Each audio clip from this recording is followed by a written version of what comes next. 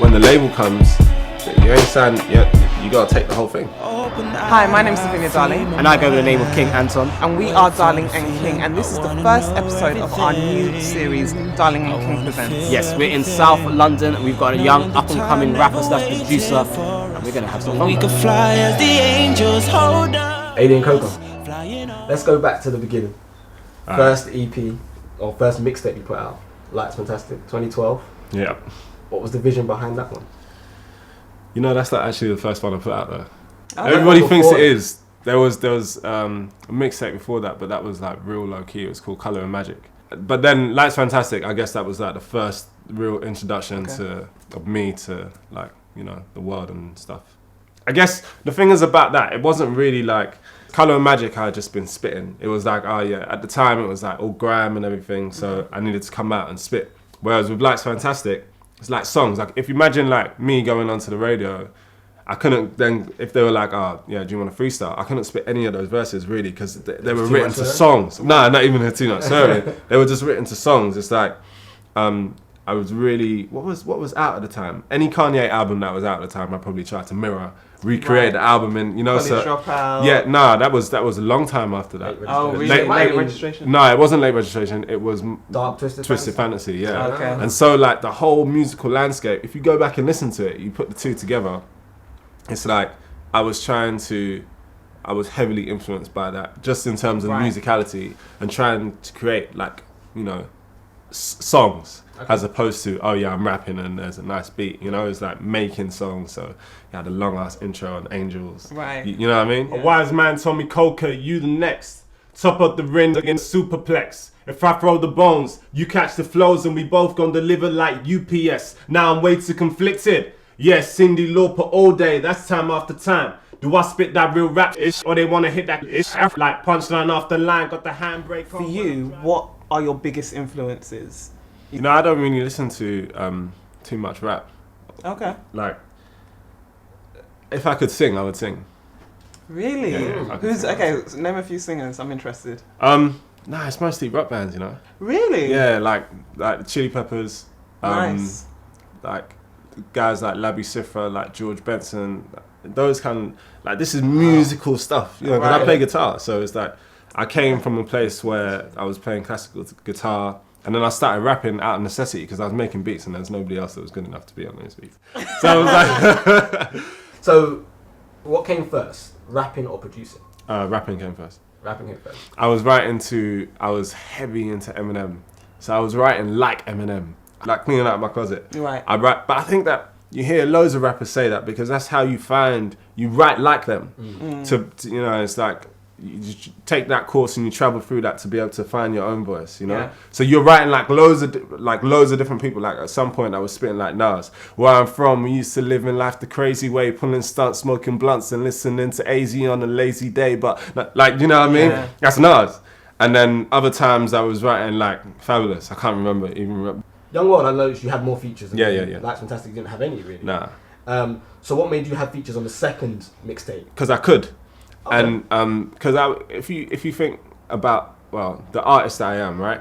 I'm all like, I need the right features. Yeah. If I can't get the features that I want, what's the point of having features on? You know, like I'm doing a song, and if I want a feature on a song, it's because I know that particular person is going to elevate the song. Right. It's going to take it to a different place. There's no point in having a feature on there for no reason, Yeah. right? In the position that I was in at the time, like I'm a new artist, you can't get the people that you want. Yeah. Right. So then move forward to Young World, having Josh Usher on Dream. I mean, that guy, when he came in, I remember we were in the studio, I had written a hook and I sang it to him and he was like, yeah, this is dope. He was like, can I like tweak it a little bit? Like just the delivery. I was like, yeah, go ahead. Listen, when he started singing it, goosebumps. The only time I'm free is when you're here with me. Stuck inside this prison in my mind. Turn my fantasy into reality. And that song was that song was meaningful anyway. And it was like, wow. Like that's what a feature is supposed to do. You know? Not just for, they're hot right now, let me jump on a feature. Absolutely. Yeah. You know, I mean sometimes that has to happen works, too. yeah. You know, but for me, a lot of the time, and like anyway, I'm greedy with the verses anyway. I want to have like 3 verses on everything. But when, especially singers, you know, they can come and they can just take it to a whole different place, and that's what I want from every feature. That's why I don't really.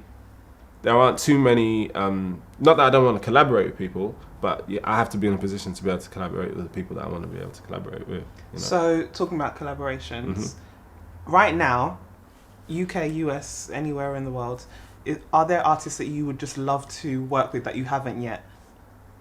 You know, I really wanted to work with Delilah. You know. Okay. Really yeah, wanted she's to got work a really with Delilah. beautiful voice. Yeah. Really wanted to work with Delilah. That was someone that I wanted to work with. I wanted to work with Roses Gabor. Yes, I'm a huge fan. I mean, when you watch this, Roses. Get in touch. Evolution started in grime. Yeah. Would you do grime now? It's very big. Yeah, at the moment. with it coming back, would you do grime again? I don't really do grime. Do you know what I mean? The thing is, what did Jay say? He was like, you want my old music, you gotta buy my old album. True. You grow, like even the grime musicians, look at Skepta. Skepta wouldn't do the stuff that he was doing before. Yeah.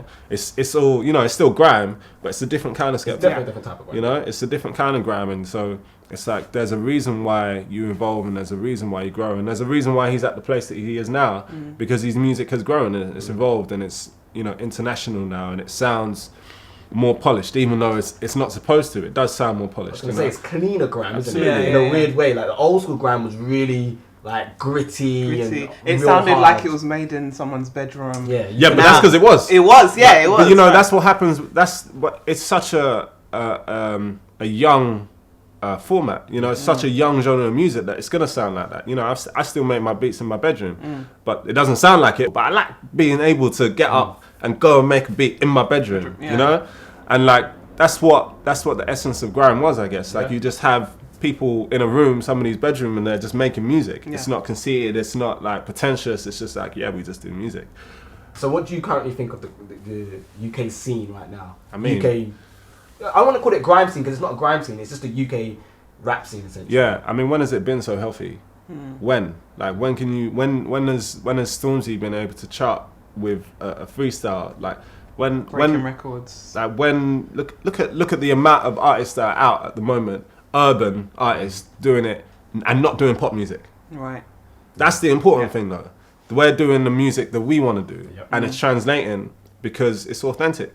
And the reason that happened was because we started doing the music that we wanted to do.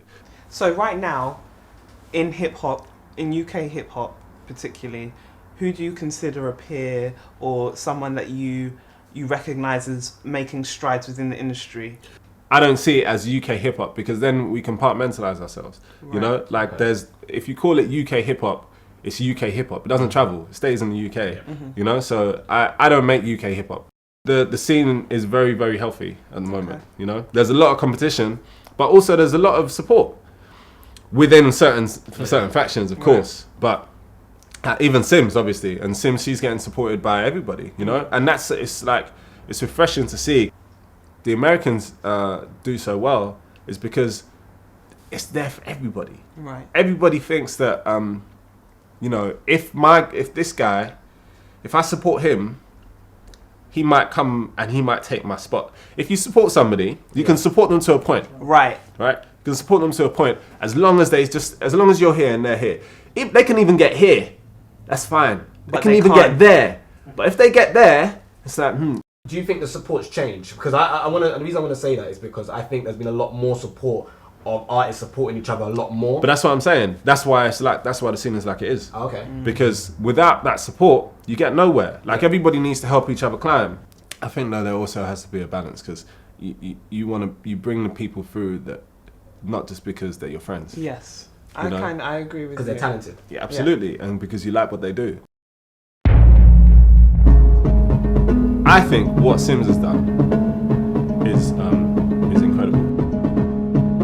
A wise man told me, young, we're gonna be real with it. We do it on whatever budget we have, and they make it work. Rise, we don't fall. I told you next year you won't see me no more. You can catch me. I'm a very private person. Very private person. I always have been.